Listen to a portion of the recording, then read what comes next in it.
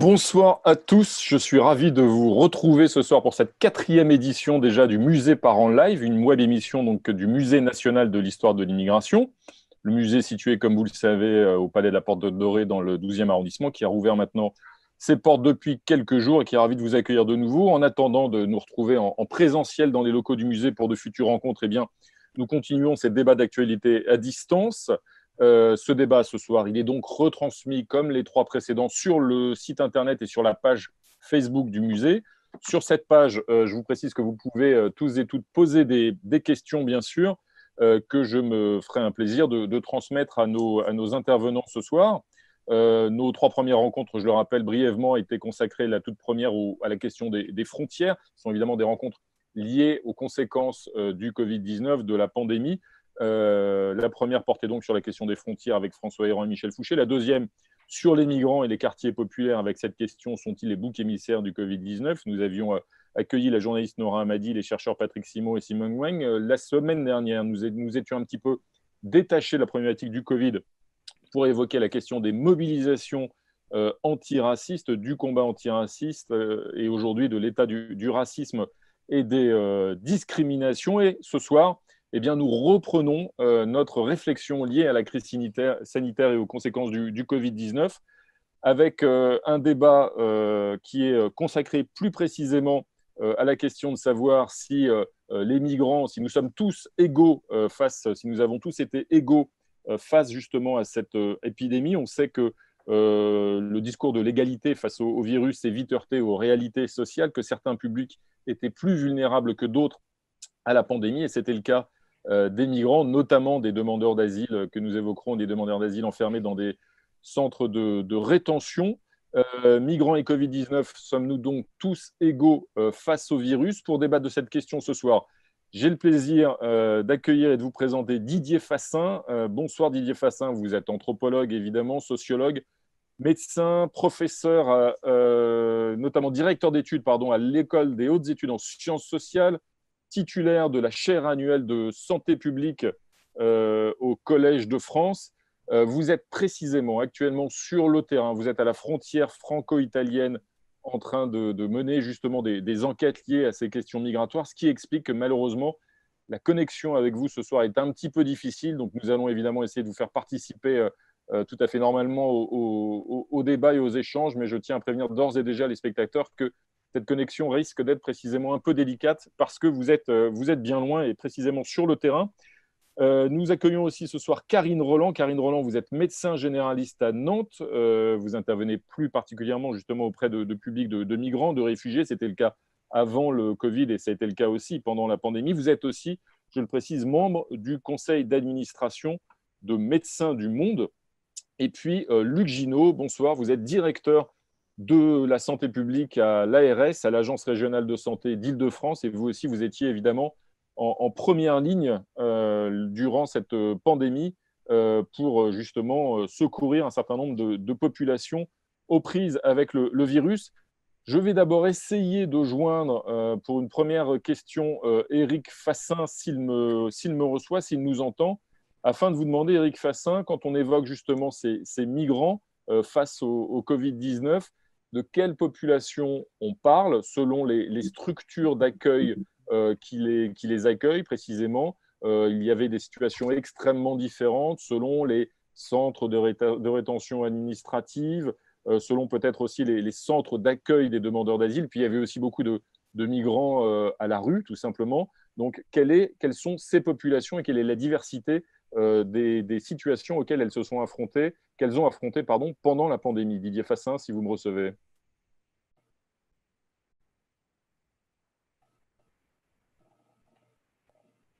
Hélas, je pense que l'on ne reçoit pas Didier Fassin pour l'instant.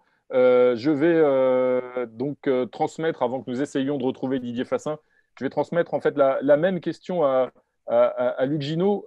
Luc Ginaud, est-ce que ce vocable des migrants donc, face à la pandémie, face au Covid-19, est-ce qu'il Alors, recouvre à vos moi, je yeux? vous entends Ah, difficilement, mais je ne sais pas si vous m'entendez. Didier Fassin, on vous a retrouvé. Est-ce que vous m'entendez? Non, je ne vous entends pas, Didier Fassin. J'en suis désolé. Je pense qu'on ne vous entend pas pour l'instant. Je vais donc transmettre la même question à Luc Je Ginaud. vous Luc Ginaud, entends assez mal. mais j'espère quand même que vous ne m'entendez pas. Non, là, la liaison est trop mauvaise, Didier Fassin. On va essayer de l'améliorer dans un instant. Je vous donne la parole, Luc Gino. Est-ce que vous pouvez nous faire un panorama de ces populations quand on évoque les migrants face au Covid-19? Ça recouvre des réalités et des situations évidemment extrêmement différentes. C'est-à-dire que je pense que, de mon point de vue, ce que moi je constate, c'est que nous abordons ces habitants dans des contextes différents. C'est-à-dire certains d'entre eux étaient au début de l'épidémie à la rue, d'autres étaient déjà pris en charge dans des centres d'hébergement, soit pour personnes demandeurs d'asile, soit dans des centres d'hébergement de droit commun. Et puis d'autres encore sont des migrants relativement anciens qui sont, par exemple, dans des foyers pour travailleurs migrants, qui constituent je dirais une catégorie plus facilement insérée. Et dans les interstices entre ces structures, ou dans les nuances intérieures à ces structures, on a un certain nombre de personnes qui d'une certaine façon, sont soit d'un statut plus précaire, soit d'un statut plus inséré. On a donc toute une gamme de populations, toute une gamme d'habitants qui vont de la plus extrême précarité, notamment des personnes qui étaient à la rue au début de l'épidémie, à une situation dans laquelle finalement le principal facteur de fragilité est d'avoir été dans des conditions d'être, dans des conditions d'hébergement plus surpeuplées, plus compliquées, plus complexes, d'avoir une vie qui a été par le passé, on va dire, également plus secouée. Donc on a une grande diversité et je crois que ça ne peut pas être considéré comme une population unique. Est-ce que ça signifie, Karine Roland, que le Covid et l'impact du Covid a été finalement en quelque sorte un révélateur de ces situations qui préexistaient auprès de ces populations, de ces diverses populations de migrants, c'est-à-dire en particulier a mis l'accent, selon vous, sur une inégalité d'accès aux soins qui préexistait à cette situation et qui s'est révélée peut-être de façon plus spectaculaire et plus dramatique pendant la pandémie et pendant le confinement? Oui, bonsoir. Effectivement, ces populations, c'est des personnes. Un tiers sont des enfants, c'est souvent des familles. Enfin, donc, ce sont des personnes vulnérables qui ne sont pas forcément toutes accueillies dans des conditions dignes. Donc, quand on parle des migrants, ça peut être effectivement des personnes qui ont accès au logement. On peut parler d'eux aussi sous l'angle de leur statut administratif. Il y a les demandeurs d'asile, il y a les réfugiés, il y a les déboutés et les sans-papiers. En tous les cas, ces personnes, souvent, se retrouvent à la rue, se retrouvent dans des zones de non-droit. Donc, c'est des conditions de vie difficiles, des conditions d'accès à l'alimentation difficiles, souvent effectivement des squats surpeuplés ou des campements comme on peut avoir dans le nord-est parisien. Il y a la situation à la frontière franco-italienne, mais il y a aussi ce qui se passe à Grande-Synthe. Enfin, ça recoupe énormément de réalités. Et beaucoup d'entre eux se retrouvent dans des conditions d'ultra-précarité, comme l'a dit M. Ginaud. Et ce virus est venu mettre en évidence, a rendu visibles les invisibles. C'est-à-dire que quand on était tous enfermés chez nous, finalement, toutes ces personnes à la rue devenaient visibles. Et toutes ces inégalités pour l'accès au logement, l'accès à une nourriture, l'accès aux soins, bien entendu, se sont révélées de façon criante avec l'émergence de ce virus et de cette pandémie. Didier Fassin, je crois qu'on vous a retrouvé, en tout cas on vous voit. J'espère que vous nous entendez, que la liaison est un peu meilleure. Quel tableau vous faites justement de ces populations et de la diversité des situations? Peut-être en complément de ce qui vient d'être dit, on peut faire remarquer d'une manière générale, à chaque fois qu'il y a une épidémie dans l'histoire, les migrants, les étrangers, font partie des populations immédiatement visées, d'abord par le stigmate, avant d'être par d'autres mécanismes, comme ceux qui viennent d'être faits. On pourrait remonter aux épidémies de peste, de choléra, etc. On en trouverait de très nombreux exemples. Et on a bien vu comment, dans le cas présent du Covid-19, eh bien, il y a d'abord eu on a d'abord que l'épidémie venait des Chinois, et donc il y a eu ce stigmate sur cette population, y compris dans certains cas en France, mais pas seulement, des attitudes agressives à l'égard de ces personnes, voire qu'elles soient d'ailleurs installées, que ce soit des touristes. Ça a été ensuite l'Italie et la Lombardie en particulier, et donc on cherchait l'épidémie et l'entrée du virus par la frontière italienne. Du reste, tous ces mécanismes qui mettaient en avant la responsabilité des étrangers, des migrants, qu'ils soient chinois ou italiens en l'occurrence, eh bien, a contribué à retarder de voir ce qui était l'évidence, que l'épidémie était en France, était communautaire, comme on le dit, c'est-à-dire qu'elle se développait de façon autonome. Il y a déjà ce premier élément qui est que les migrants servent souvent de bouc émissaire lorsqu'une épidémie survient. Vous voulez dire qu'ils ont d'abord été perçus comme étant justement porteurs du virus, potentiellement, en tout cas comme étant ceux qui pouvaient amener le danger, et que sans eux, de façon un peu caricaturale, si j'ose dire, peut-être qu'on pensait que les Français, pour le dire brièvement, étaient immunisés, protégés en fait, et que ce virus, ce danger s'incarnait dans la présence de ces étrangers. Ça n'était pas qu'on était immunisé, mais c'est simplement que le virus venait d'ailleurs.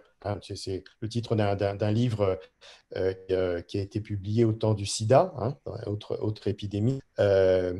Mais bien sûr, ce qu'on dit pour la France, on le retrouve aux États-Unis, et du reste aux États-Unis de façon extrêmement politisée, puisque lorsque des mesures ont été mises en œuvre de blocage de l'immigration à la frontière mexicaine, à un moment où les États-Unis avaient une très forte épidémie et les Mexicains avaient des taux d'incidence qui étaient encore relativement faibles. Donc, on stigmatisait les Mexicains comme étant ceux par lesquels l'épidémie allait arriver, ce qui était un jeu classique de xénophobie. Or, on retrouve ça dans de très nombreuses situations dans le monde, et pas simplement dans le monde occidental, bien sûr. En Chine, par exemple, ce sont des personnes africaines, de façon extrêmement paradoxale, qui ont fait l'objet de mise à l'écart, parfois d'agressions, de stigmatisation, alors même que l'épidémie venait de Chine et que l'Afrique n'a été touchée que beaucoup plus tard. Une fois que l'épidémie est arrivée, que le virus a circulé en France, il a fallu mettre en œuvre des mesures. Il y a eu évidemment la plus spectaculaire étant le confinement. Comment mettre en œuvre des mesures de confinement, de protection, de distanciation sociale, d'isolement, en fait, isoler les individus, comment les mettre en œuvre auprès de populations aussi vulnérables que sont les migrants, dès lors qu'elles peuvent résider dans des centres de rétention, dans des centres d'accueil de demandeurs d'asile, qu'elles peuvent être à la rue ou ailleurs. Comment est-ce que concrètement, il était envisageable ou pas justement de mettre en œuvre ces mesures sanitaires à l'attention de ces publics-là? D'abord, je me permettrai de mettre une nuance avec ce qu'a dit Didier, c'est-à-dire que je pense que tout de même, la question de la stigmatisation des populations d'origine étrangère ou des migrants, elle est réelle dans toute épidémie. Cela dit, là, ce qui a été travaillé en termes d'action publique, c'est la notion de voyage et la notion de transport. Finalement, quand on regarde bien, la seule catégorie qui a été isolée, si j'ose dire, quasiment non pas d'autorité, mais enfin, en tout cas qui a été isolée de manière un peu organisée à l'arrivée en France, la principale catégorie, ce sont des Français rapatriés de Chine, c'est-à-dire c'est vers eux.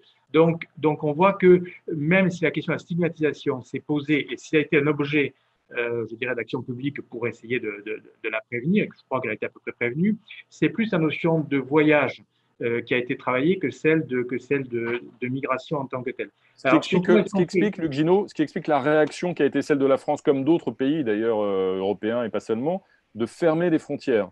C'était une façon, même si la France, comme d'autres pays, l'ont fait un peu en désordre, de façon un peu empirique et dans l'urgence. La France n'a pas fermé ses frontières à l'immigration. Elle a fermé ses frontières en général. Et ça a touché l'ensemble, ça a concerné l'ensemble des personnes susceptibles de franchir la frontière. À cette nuance près, je vais revenir à votre question, qui est finalement qu'est-ce qu'il a été possible de faire. Je crois que le choix qui a été fait a été de tenir compte d'abord de ce qui était le facteur de fragilité. C'est-à-dire qu'en tout cas, en Ile-de-France, ce qui a été fait comme choix, c'est d'abord de travailler les questions de mise à l'abri, de manière générale, c'est politique préfectorale, et de mise à l'abri spécifique pour les personnes qui étaient porteuses du Covid. La deuxième question, c'est de tenir compte de ce qui a été bien décrit tout à l'heure, c'est-à-dire du fait de la difficulté d'accès aux soins et du coup de déplacer des équipes vers les personnes là où elles se trouvaient, qu'elles se trouvent encore à la rue, qu'elles se trouvent dans des centres d'hébergement, qu'elles se trouvent dans des gymnases, qu'elles se trouvent dans des foyers de travailleurs migrants. Donc, c'est vraiment des questions d'aller vers ces personnes, comme on dit. Et la troisième, je dirais, démarche a été d'essayer d'adapter les mesures de prévention, qu'il s'agisse des mesures de rupture de l'isolement, de rupture de la contamination, des mesures d'isolement ou des mesures de dépistage, de l'adapter aux conditions de vie réelles.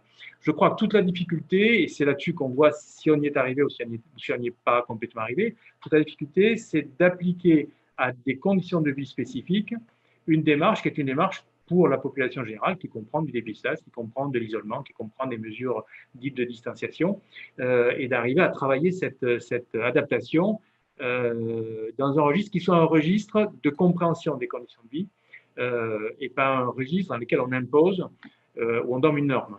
Et ça veut dire, avant de faire tourner la parole, ça veut dire, Luc Ginaud, pour être concret, que ces conditions, ces règles que vous évoquez, parce que il s'agissait d'un public bien particulier, plus vulnérable, qui avait un accès aux soins peut-être plus difficile, il a fallu les adapter, justement, tenir compte davantage de situations individuelles ou de cas particuliers liés à des territoires aussi? Ça veut dire que, d'une part, effectivement, il fallait très clairement prendre en compte les conditions de vie. Et prendre en compte les conditions de vie, ça veut dire deux choses. Un, les changer. C'est-à-dire quand on explique qu'il faut créer les conditions pour que les personnes puissent être à domicile et donc qu'elles aient un domicile quand elles n'en ont pas, ça veut dire changer les conditions de vie. Et ça veut dire également appliquer, tordre parfois ou adapter un certain nombre de règles. C'est-à-dire qu'il y a les deux sujets. Il faut changer ce qui peut l'être et il faut adapter l'intervention à ce qui ne peut pas être changé. En particulier un certain nombre de conditions de surpopulation lorsqu'elles existent. Donc, je crois qu'il faut toujours tenir les deux bouts, c'est-à-dire changer tout ce qui peut l'être et parfois s'adapter à ce qui ne peut pas l'être. Karine Roland, justement, vous, votre diagnostic de médecin intervenant, vous aussi directement auprès de ces populations, c'est le cas. Je rappelle, avant de vous donner la parole, à tous les spectateurs qui peuvent poser des questions, qui vous poser des questions que je transmettrai sur la page Facebook du musée. Karine Roland. Oui, alors, cette question de la réalité est vraiment quelque chose de très important. C'est que ces personnes, qu'elles soient demandeuses d'asile, réfugiées ou même sans papier, ont des droits. Et on a un problème quand même depuis quelque temps d'enjeux liés à des enjeux politiques et des enjeux de non-accueil actuellement de ces populations. Voilà, je rappelle que ce sont quand même des hommes et des femmes, souvent des gens jeunes d'ailleurs, hein, qui sont passés par des parcours migratoires extrêmement traumatisants et qui ont vraiment un besoin de soins important. Donc, tout ce qui préexistait, ce non-accueil, ces obstacles pour l'accès aux soins, il y a eu récemment, par exemple, des mesures qui ont été prises pour un délai de carence, par exemple, pour la CMU des demandeurs d'asile, aussi des blocages pour l'AME, qui seraient un peu trop techniques à détailler. Mais enfin, en tous les cas, ces personnes ont régulièrement des droits qui ne sont pas respectés et vivent dans des conditions extrêmement difficiles. Ça veut dire, Karine Roland, juste, je vous relance, quand vous évoquez la CMU ou l'AME, l'aide médicale d'État, ça veut dire qu'il y a aujourd'hui des dispositifs législatifs ou réglementaires liés à ces allocations, c'est des dispositifs restrictifs dont on s'est aperçu pendant cette période de confinement, au moment de la pandémie, qu'ils pouvaient avoir des conséquences plus importantes qu'on le pensait? En fait, on le savait, nous, enfin, nous, en tant que militants associatifs à Médecins du Monde, la logique de santé publique, quand on réfléchit pour la santé globale des personnes présentes sur le territoire français, plus on peut tous se soigner, meilleur c'est pour la santé de tous. Donc, et quelque part, l'émergence d'un virus respiratoire qu'on ne connaît pas, qui a mis tout le monde quand même en difficulté, est venu démontrer quelque chose qu'on disait depuis très longtemps, c'est-à-dire que pour la santé globale de tous les Français, il faut que tout le monde puisse se soigner. Alors, se soigner, c'est l'accès à des traitements. Dans cette épidémie, c'est surtout l'accès aux mesures de prévention. C'est comment on a accès à un masque, comment on peut s'isoler quand on est dans un squat de 100 personnes en surpopulation, comment on peut respecter les mesures barrières et se laver les mains. Ça peut paraître des exemples un peu triviaux, mais on le sait, énormément de personnes vivent dans des conditions sanitaires où ils n'ont pas la possibilité de se laver les mains, pas la possibilité d'accès à l'hygiène avec des douches, des sanitaires corrects. Et donc finalement, le maître mot de la pénurie, alors qui s'est appliqué pendant toute l'épidémie, il y avait une pénurie de masques, une pénurie de tests. Je crois que ce virus a mis aussi en exergue la pénurie globale de solutions d'hébergement, d'accompagnement social. On est depuis très longtemps à gérer comme on peut, nous, les associations, des choses dont l'État devrait s'occuper. Je prends juste l'exemple de l'hébergement des demandeurs d'asile. Actuellement, un demandeur d'asile sur deux est hébergé. Sur des critères de vulnérabilité qui sont en plus du coup très difficiles à appliquer. Et donc quelque part, les gens restent à la rue sur des longues périodes. Et excusez-moi, j'en profite pour rebondir aussi.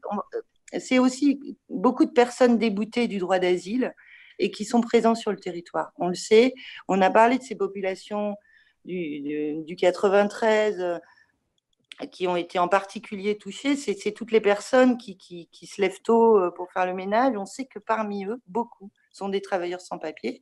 Actuellement, eux aussi se mobilisent pour demander leur régularisation. Et ça, c'est un véritable enjeu de santé publique aussi.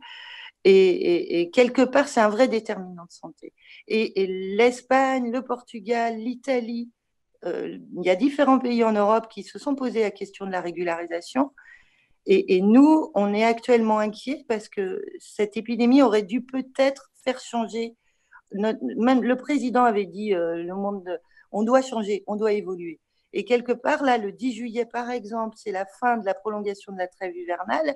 Actuellement, toutes les personnes acteurs de l'hébergement, aussi les associations opératrices du 115 et autres, sont très inquiets sur est-ce qu'on va devoir remettre plein de gens à la rue à la fin de cette trêve hivernale. Donc cette pénurie de logement, cette pénurie d'accès aux droits, ce blocage d'accès aux droits des personnes a des conséquences graves sur leur santé, peut avoir des conséquences importantes en termes d'épidémie parce que du coup, tout le monde devrait pouvoir se soigner, pour nous tous.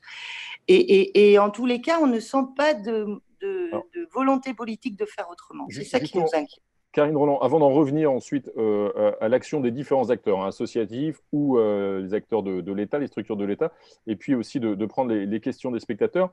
Didier Fassin, pour en revenir justement sur cette logique générale de la politique publique qu'évoquait aussi Karine Roland, on a entendu un discours tenu par les responsables politiques, et pas seulement d'ailleurs, consistant à dire, face à ce virus, finalement, on a choisi d'arrêter l'économie, on a choisi d'arrêter l'activité, parce que la santé primait sur justement le fonctionnement de l'économie. Et ça, c'est bien une preuve finalement que nos sociétés sont peut-être un peu plus humaines, voire humanistes qu'on le pensait. Comment est-ce que vous recevez, vous, ce discours-là et est-ce que ça veut dire que face à un fléau tel que ce virus, la réaction de l'État et des politiques publiques a été d'abord de dire donc finalement la vie prime sur l'économie et ensuite toutes les vies se valent justement et justifient cette intervention massive d'un point de vue sanitaire pour l'ensemble des populations. Est-ce que toutes les vies se valent selon vous du point de vue des politiques publiques ? Ce qui est certain, c'est qu'effectivement, le phénomène le plus remarquable de cette épidémie n'est pas l'épidémie elle-même, mais la réponse à l'épidémie, et le fait qu'on ait pris mesures dans de très nombreux pays qui étaient des mesures sans précédent d'interruption non seulement de l'économie, comme vous venez de le dire, mais aussi de suspension d'un certain nombre de libertés publiques. C'est le cas en particulier en France, plus que dans beaucoup d'autres pays.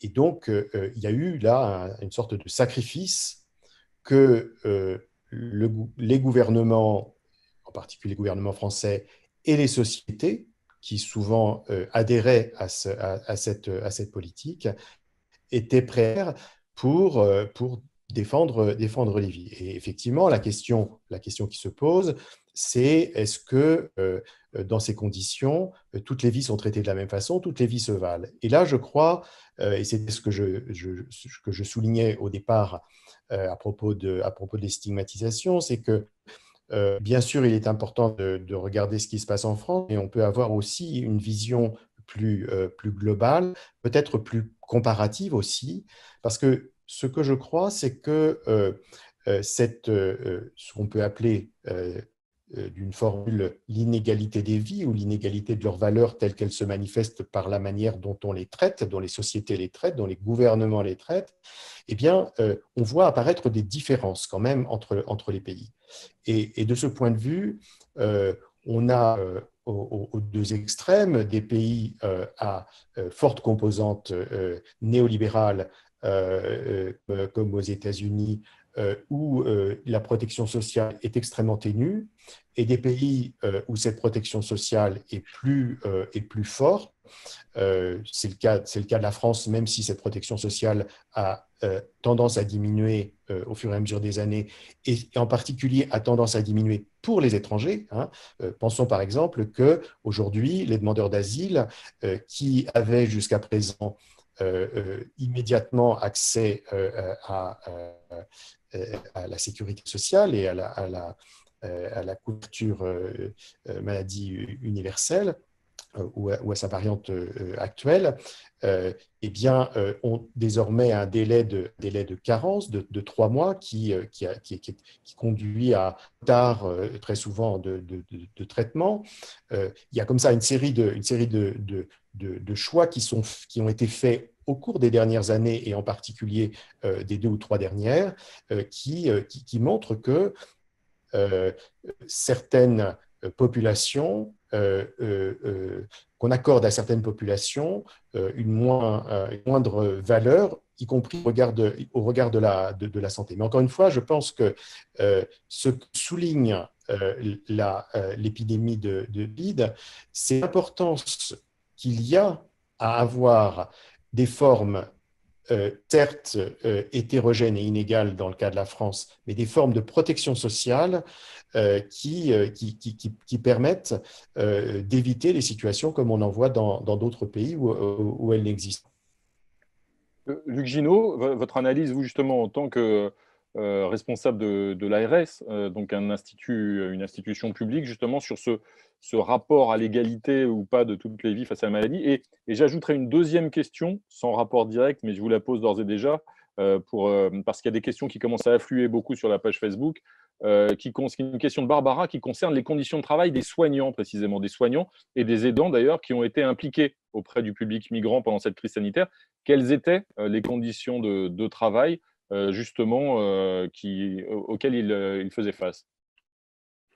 Alors, on fait un peu après l'autre. Sur la première question, qui est la question de l'égalité des vies, évidemment, moi je pense qu'il y a deux modes de voir les choses.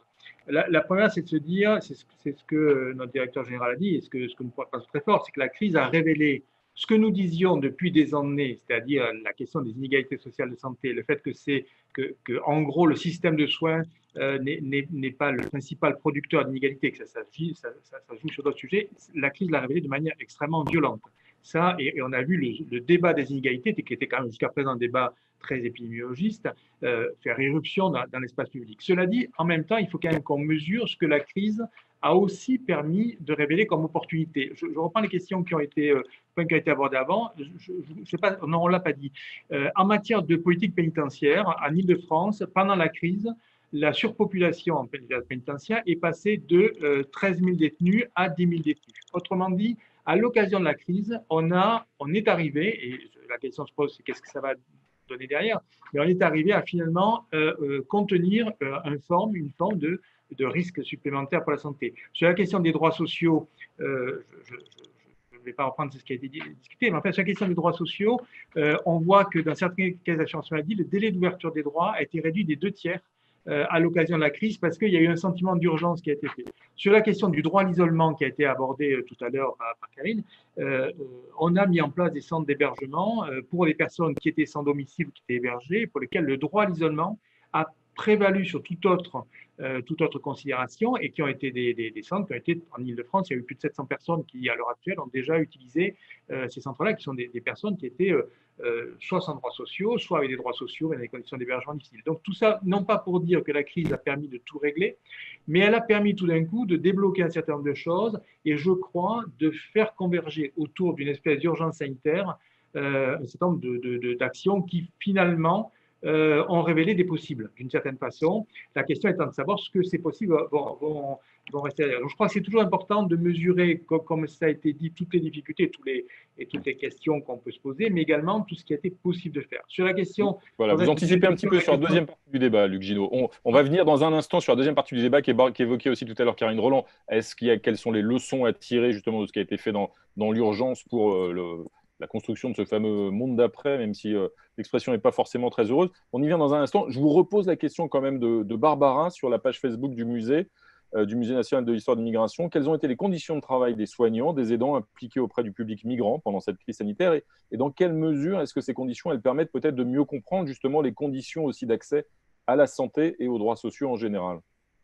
Les conditions de travail des personnels soignants qui sont auprès des personnes migrantes, elles ont été probablement aussi difficiles que celles du reste des personnels soignants, avec en plus, je dirais, un élément qui est à la fois facilitant et complexifiant, qui est le fait qu'on a inventé des formes différentes d'aller vers. Et du coup, il y a à la fois une espèce de mobilisation, d'innovation, de manière de faire de manière tout à fait différente. Beaucoup de médecins ou d'infirmiers ou d'autres professionnels de santé se sont portés en dehors du milieu associatif, mais également dans le cadre de choses organisées par l'agence, par exemple, sont portés au devant des centres d'hébergement ou des foyers de travail migrants, et donc ont inventé de nouvelles formes de pratique. On a vu également des infirmiers de l'assistance publique de Paris qui venaient travailler dans des équipes mobiles. Donc il y a des choses qui étaient à la fois qui relèvent d'une découverte d'une pratique différente, avec des conditions de travail qui sont de toute façon celles de la tension qu'il y a eu au décours de l'épidémie ou durant l'épidémie, et celles de conditions donc qui sont à la fois facilitante parce que c'est de l'innovation, c'est quelque chose qu'on ne fait pas d'habitude ou qu'on n'avait pas fait d'habitude et qu'il faut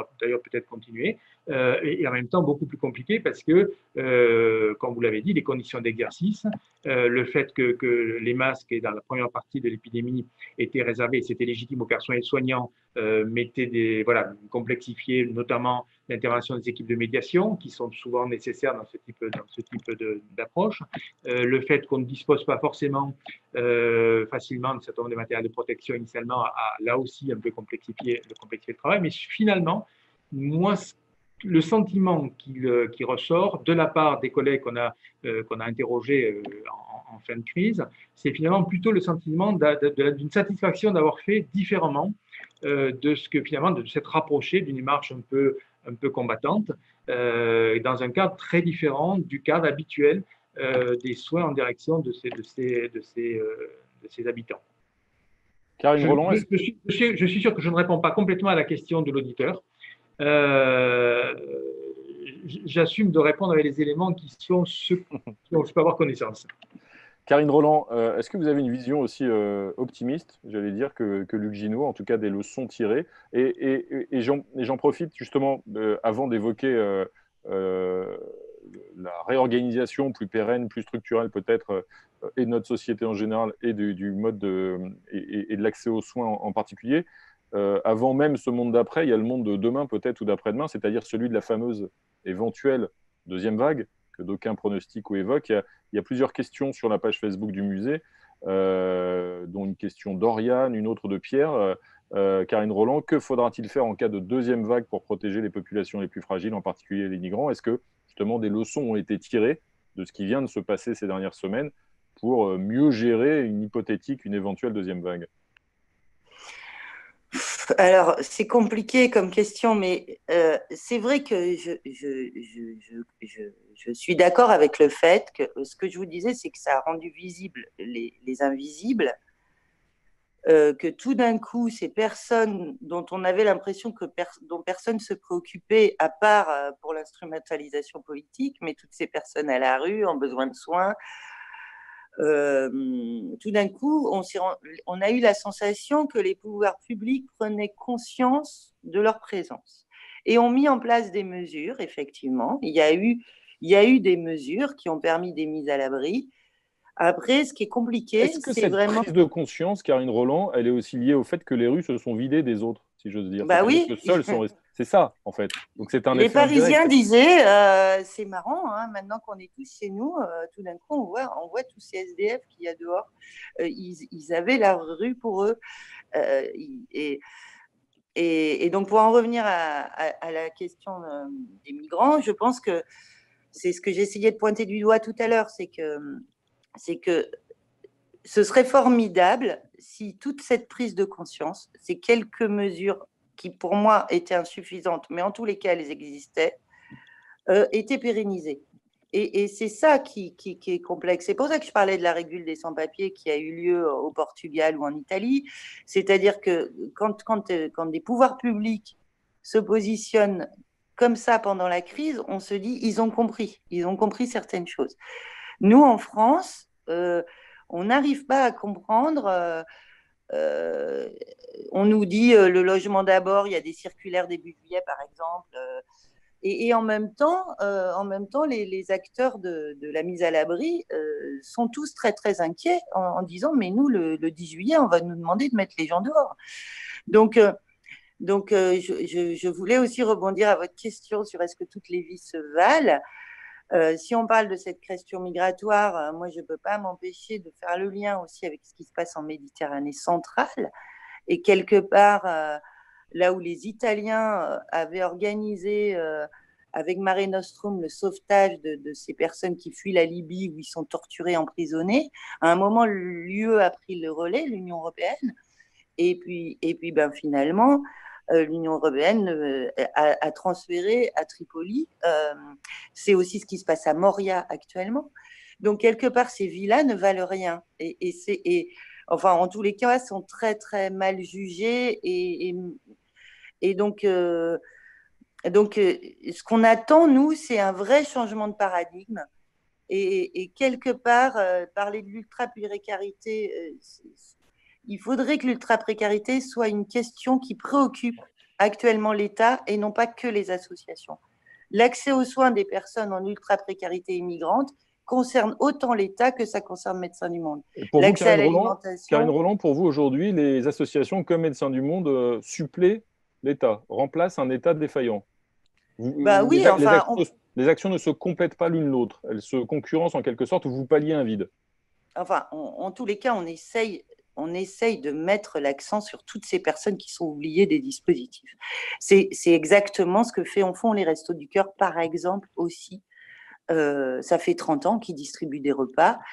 Quelque part, ils n'étaient pas censés être là 30 ans après. Quelque part, s'il y a des gens qui ont faim en France, ça devrait être la préoccupation des pouvoirs publics. Alors nous, Médecins du Monde, on est une association militante, on n'est pas là pour se substituer. Par contre, on reçoit dans nos centres où on fait de l'aller vers des populations qui se retrouvent exclues de tout. Et en particulier, c'est un exemple, mais les mineurs non reconnus mineurs, c'est incroyable cette histoire. C'est des jeunes adolescents qui sont ni majeurs ni mineurs et qui du coup ne peuvent pas ni se soigner ni accéder à rien du tout. C'est vraiment une question majeure pour les pouvoirs publics. Alors là, pour le coup, c'est les départements. Mais on ne veut pas que l'ultra-précarité soit une préoccupation que des associations, que ce soit dans le domaine du soin, de l'hébergement ou ailleurs. Donc l'État a réalisé tout d'un coup les besoins. On attend d'eux qu'ils pérennisent tout ça et qui donnent plus d'ampleur encore à leur dispositif. Karine Roland. Luc Ginaud veut vous répondre d'un mot, et puis ensuite je redonne la parole à Didier Fassin. Luc Ginaud, j'ai vu que vous vouliez répondre. L'État défaillant, c'est vous, hein. Non, j'entends bien que l'État défaillant, c'est moi, et du coup, c'est pour ça que j'ai levé la main. Enfin, c'est pas essentiellement moi, quand même. Non, je pense que je ne suis pas sûr que ce soit un service à rendre aux personnes migrantes de considérer qu'il y a uniquement les associations. Parce que c'est d'une certaine façon, certes, les associations ont un rôle majeur, et en tout cas en Ile-de-France, il y a une espèce de grande convergence entre le pouvoir public et les associations. Mais je pense que une des grandes vertus de ce qui s'est passé là, c'est de révéler que ce qui a été possible a été parce que les pouvoirs publics, peut-être insuffisamment, peut-être d'une façon qui ne convient pas aux associations, ce que je n'entends tout à fait, les pouvoirs publics avaient déjà une certaine expérience d'un certain nombre de choses en direction d'actions décidées par les pouvoirs publics. Les passes, ça existe, ça fonctionne bien, il faut les défendre, il faut le développer. Les centres de bilan de santé pour les personnes migrantes ou les bilans de santé qui étaient faits en CRS, ça existait. Et non pas que l'action publique résume l'aller vers et l'action de direction des personnes migrantes. Mais je crois que dans l'intérêt, ce qu'on a appris là, c'est que le savoir-faire des associations et le savoir-faire des pouvoirs publics peuvent à un moment donné se retrouver avec des expériences qui existaient avant. En Ile-de-France, nous n'aurions pas monté tout ce que nous avons monté si nous n'avions pas précédemment quelques années d'expérience, de travail, d'insuffisance, mais dont on essaie de corriger. Et je crois que ce travail-là, qui est celui que les agences ont tenté de cristalliser avec ce qu'on a essayé d'appeler des coalitions, chacun garde son point de vue, mais on essaie quand même d'avancer vers des points qu'on estime être des points de convergence, notamment autour du fait que chaque vie se vaut. Et ce principe-là, qui est un principe éthique, c'est celui qui a permis cette convergence quand même entre des pouvoirs publics et des associations. Je crois que c'est très important pour moi que nous apprenions au fait que le fait que finalement le principe de coalition où chacun reste ce qu'il est quelque chose qui permet d'aller un peu plus vite que le principe du noir ou du blanc, qui est celui qui opposerait association et pouvoir public dans une logique, ce qui n'empêche pas les contradictions, les débats politiques, ce qui n'empêche pas les désaccords, ce qui n'empêche pas les interpellations, ce qui n'empêche pas les confrontations d'idées, mais dans une logique qui soit peut-être moins simpliste que ce que parfois on peut avoir comme sentiment. C'était juste la remarque que je voulais faire, un peu longue, j'en conviens. Didier Fassin, sur justement l'action de l'État globalement et sa frilosité ou pas, Karine Roland pointait les politiques migratoires et notamment opposait la frilosité de la France à un certain nombre d'autres pays, notamment d'ailleurs l'Italie, en termes de régularisation des migrants. En même temps, si on regarde les décisions prises durant le confinement et qui ont peut-être vocation à se perpétuer, d'ailleurs tournons-nous vers l'avenir, l'État français a aussi pris des décisions entre guillemets peut-être courageuses par rapport à l'état de l'opinion publique. Si on évoque la situation des prisons, la situation Luc Ginaud l'évoquait tout à l'heure, si je ne me trompe pas, il y a eu de l'ordre de 6600 libérations de détenus qui étaient condamnés à des peines légères et qui étaient à quelques mois, quelques semaines de la fin de l'exécution de leur peine. Il y a eu moins d'incarcération liée aussi évidemment à la baisse de la délinquance de rue. Et pour la première fois depuis très longtemps, le taux d'occupation des prisons est en deçà de 100%. Un gouvernement qui libère et qui le fait savoir, qui le dit publiquement pour des raisons sanitaires des détenus, ce n'est pas forcément au vu de l'état de toute une frange de l'opinion. En tout cas, c'est une prise de risque au vu d'un point de vue électoral, hein, j'entends, au vu de l'état d'hystérisation d'une frange de l'opinion sur ces questions-là, hystérisation d'ailleurs accentuée par certains responsables politiques. Oui, alors, d'abord, je voudrais quand même sur la question de la politique. Je crois que la politique, c'est quand même le conflit et que c'est très bien d'avoir des coalitions, mais qu'il faut aussi reconnaître la conflictualité et le fait qu'il y a des acteurs qui défendent des intérêts différents et que c'est très important que ces acteurs puissent, que ce soit l'État, que ce soit les associations, que ce soit des partis politiques avec des opinions différentes. Il me semble que il y a quand il y a des crises particulières, on peut penser au terrorisme, on peut penser à l'épidémie récente. Évidemment, il y a une volonté de consensus, d'unanimité, de mettre tout le monde ensemble. Je crois qu'il ne faut pas être dupe de cela. Et d'ailleurs, on le voit déjà, la vie reprend le cours précédent. Alors, on pourrait bien sûr espérer, Gino a raison de le dire, on peut espérer que certaines leçons soient tirées. On ne le voit pas nécessairement. Peut-être qu'on le verra dans le futur. Donc, je crois qu'il faut laisser aussi à la politique cette dimension de désaccord, parce que c'est ça qui a fait évoluer beaucoup des pratiques de l'État. Hein. C'est parce qu'il y a eu des associations, parce qu'il y a eu des syndicats, parce qu'il y a eu des partis d'opposition qui ont, on pourrait reprendre l'idée depuis 1945 et bien sûr avant. Deuxième chose, sur ce qui concerne les prisons, je crois que c'est comme vous l'avez dit et comme ça a été dit avant, je crois que c'est effectivement un exemple qui montre qu'il y a eu, dans le cas de l'administration pénitentiaire, et ça n'était vraiment pas un combat gagné, il y a eu une priorité faite aux sanitaires sur le sécuritaire. C'est ce que j'ai entendu de la part de beaucoup de hauts fonctionnaires de cette administration. Et ça s'est traduit, comme vous l'avez rappelé, par une baisse de 13 500 personnes détenues, ce qui n'est jamais arrivé depuis au moins 40 ans. Et qui tient du reste, comme vous l'avez dit, aux personnes qui ont été libérées, mais aussi beaucoup, non pas tant au fait qu'il y avait moins de délinquants, mais au fait que les tribunaux fonctionnaient au ralenti, et dans certains cas, avaient aussi pris la décision, dans certains cas, avaient pris la décision d'enfermer moins, compte tenu des circonstances. Et là encore, les comparaisons internationales sont intéressantes. Je travaille et j'habite une grande partie de l'année dans le New Jersey. L'État du New Jersey a la plus haute mortalité carcérale par Covid, avec 16 pour 10 000, ce qui représenterait de l'ordre de 100 pour la population carcérale que nous avons en France, alors qu'en France, il n'y a eu qu'un cas de décès, et encore s'agissait-il de quelqu'un qui est entré en prison avec déjà la maladie.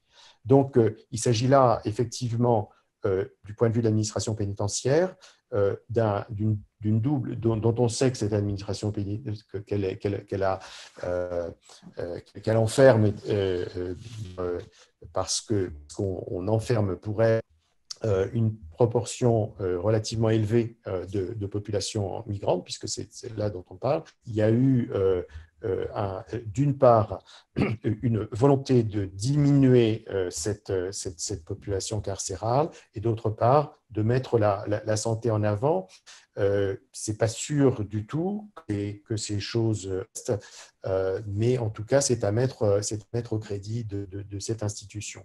Maintenant, je crois qu'il y a un élément peut-être sur lequel on n'a pas suffisamment insisté, c'est que le confinement qui a été généralisé en France a affecté dans bien des endroits, plus particulièrement les populations migrantes. Que ce soit dans les centres d'hébergement pour demandeurs d'asile ou pour réfugiés, que ce soit dans d'autres établissements, eh bien, souvent le confinement a été, et évidemment dans les prisons particulièrement, le confinement a été encore durci les conditions de restriction de mouvement de ces personnes, sans parler bien sûr des centres de rétention administrative dans lesquels le nombre de personnes retenues a été là aussi très nettement diminué, mais dans lesquels sont restées des personnes, y compris des personnes qui pouvaient être suspectes ou au contact de personnes. Donc, il faut absolument souligner les avancées qui ont eu lieu dans ces conditions exceptionnelles, mais je crois qu'il ne faut pas oublier que précisément parce qu'on l'a traité cette épidémie comme une exception, on est loin de pouvoir penser que ce qui a été possible dans cette période le reste, une fois que le confinement et, disons, la peur de la pandémie s'est effacée. Merci Didier Fassin. Je rappelle, pour ceux qui prendraient ce débat en cours, que si la liaison est parfois un petit peu délicate, c'est que vous êtes à la frontière franco-italienne, précisément en train de travailler, de mener vos enquêtes sur les politiques migratoires. Karine Roland, je vous pose cette question justement sur Didier Fassin a évoqué un certain nombre quand même d'améliorations ou de, je sais pas comment dire, en tout cas de prise de conscience et de décisions même partielles, peut-être pas forcément pérennes, mais qui ont été prises. Est-ce que ça veut dire que il évoquait en même temps, Didier Fassin, à l'instant, la question du fait que pour ces populations-là, notamment dans les centres de rétention, le confinement a été particulièrement plus difficile à vivre dans les centres d'hébergement et autres. Il y a la question des conséquences psychologiques aussi. Il y avait une question tout à l'heure d'une spectatrice sur la page Facebook du musée. C'est l'attention, les soins psychologiques qui ont pu ou n'ont pas pu être apportés à ces populations pendant le confinement. Est-ce que là, il y a une action, soit des associations, soit une action publique sur le plan psychologique qui a pu être menée, qui a pu être efficace, ou est-ce que là aussi les conséquences risquent d'être assez terribles?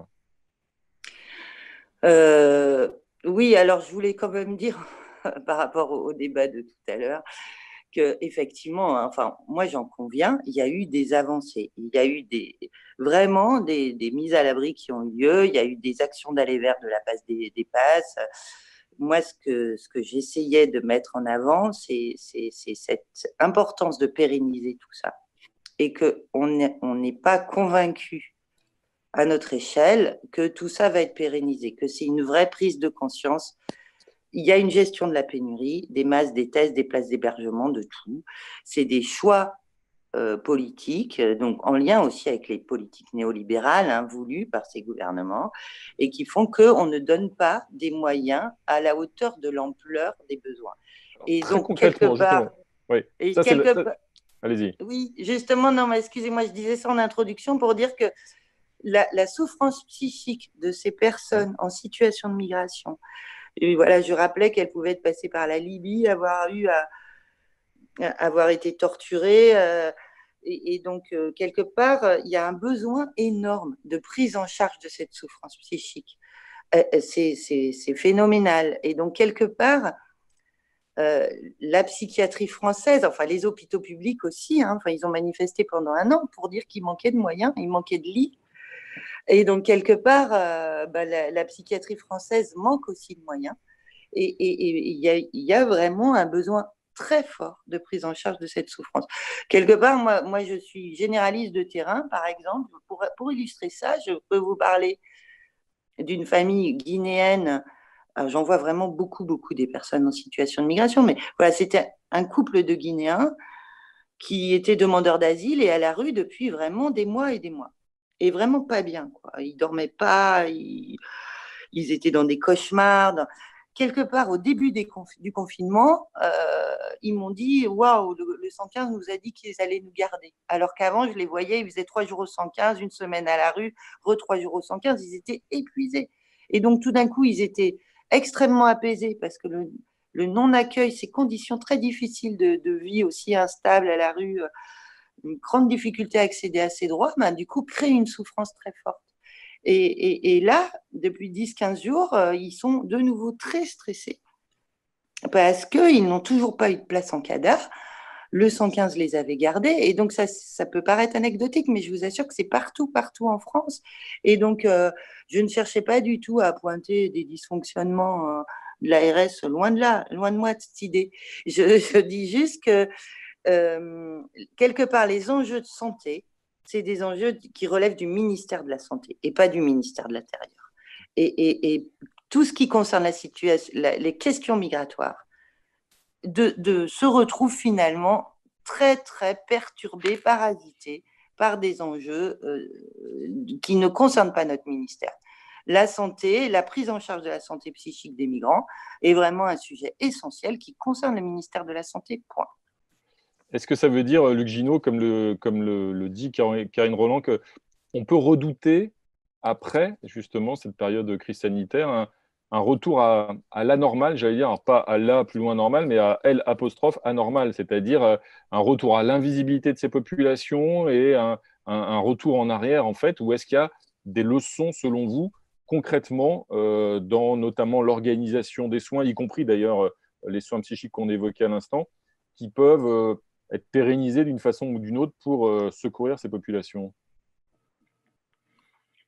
D'une part, personnellement, je ne crois pas à un retour à l'invisibilisation parce que je ne crois pas qu'il y ait une invisibilisation, en tout cas pas en Ile-de-France, de ces habitants, heureusement pour tout le monde. Je crois qu'en fait, la question, c'est qu'est-ce qu'il faut qu'on travaille derrière. Moi, de notre il y a un certain nombre d'évolutions politiques sur lesquelles je crois que, comme l'a dit Didier, le débat politique, il est là pour ça. Il est là pour permettre voilà, que la représentation nationale tire ses propres conclusions d'un débat, d'une situation qui a eu lieu. Et puis après, il y a deux autres sujets. Le premier, c'est le système de santé. Il a des évolutions propres. Et ces évolutions, il y en a plusieurs, hein, mais le Ségur de la santé va travailler là-dessus. Mais de notre point de vue régional, moi, je pense qu'il y a deux sujets. Un, le fait qu'on a appris des choses sur comment on augmente la capacité à aller vers les habitants qui sont caractérisés tels qu'on vient d'en discuter. Et une deuxième question, c'est le système hospitalier, établissement de santé. Ils ont manifesté une capacité à bouger un certain nombre de choses, à faire différemment, à aller vers, à sortir des murs, etc. Et ça, il faut le pérenniser. Ça, c'est notre responsabilité, c'est tous les acquis qu'on a de le garder. Et puis, il y a quand même une deuxième question, là, on l'a peu abordé. Ils ont fait des choses, éventuellement, dont ils ne se pensaient peut-être même pas capables. Je parle dans le système de santé, parce qu'ils n'avaient pas été affrontés, parce qu'un certain nombre de personnes n'avaient pas affronté ce type de réalité. Ils se sont découverts, si vous voulez, de nouvelles possibilités d'action. Peut-être.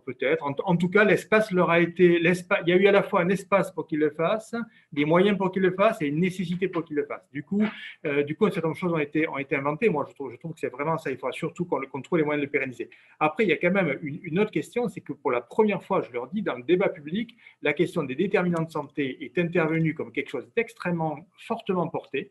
Aujourd'hui, plus personne ne peut ignorer le lien entre l'habitat et les questions de surpopulation, les questions de logement, les questions d'habitat dégradé, toutes ces questions-là, qui étaient quand même un peu des questions qui étaient d'une certaine façon étrangères au champ de la santé. Les ARS s'en préoccupaient, mais objectivement, ça apparaissait comme un sujet finalement un peu étranger à leur champ. Aujourd'hui, c'est dans le cadre complet des responsabilités qu'elles doivent assumer de manière beaucoup plus forte. Les questions, je vais essayer d'être très, très rapide, les questions des nouvelles formes de travail, de pauvreté, tout ce qui a été parfaitement décrit, ce sont des sujets qu'on ne traite pas assez bien en santé publique, sur lesquels, derrière ça, nous, on a un enjeu qui consiste à apprendre à travailler mieux.